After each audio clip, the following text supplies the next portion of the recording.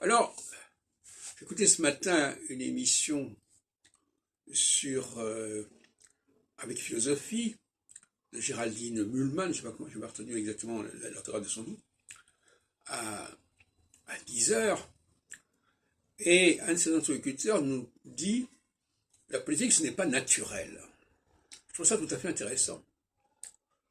Avoir une pensée politique, c'est se demander comment les choses ont été conçues, ont été planifiées. Avoir une pensée politique par rapport à Dieu, c'est se dire quel est le système qu'il avait en tête, en quelque sorte, au départ. À quoi correspondait ce système? Et éventuellement, comment ce système a été perturbé, a été transformé, a été trahi, etc. Dans le domaine de l'astrologie, c'est pareil. Est-ce que l'astrologie, c'est une politique? Pour moi, c'est de la politique, l'astrologie. C'est une volonté d'organiser la société dans le temps et dans l'espace, et pas uniquement avec l'astrologie d'ailleurs, avec aussi tout un ensemble d'autres catégories raciales, sexuelles, qui sont fondamentales, et qui ne réapparaissent que par épisode en phase que j'appelle équinoxiale.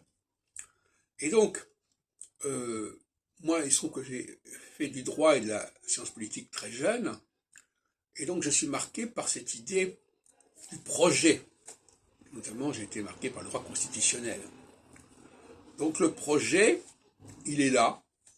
Les constitutions sont des projets organisationnels, et il faut essayer de comprendre leur logique interne. Ça me paraît évident. Et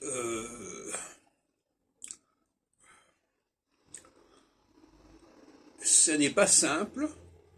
Il faut effectivement se mettre à la place de ceux qui sont à l'origine de ces projets.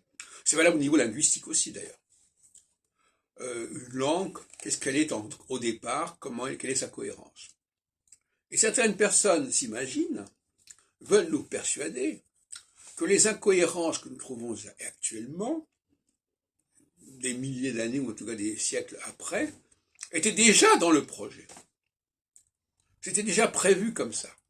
Quelqu'un comme Patrice Guinard, par exemple, essaie de nous expliquer que les différentes éditions des Centuries étaient déjà planifiées comme des éditions successives dès l'origine, dès les années 1550. Donc, il y a aussi ce débat. Tout à l'heure, je parlais du débat sur le raisonnement.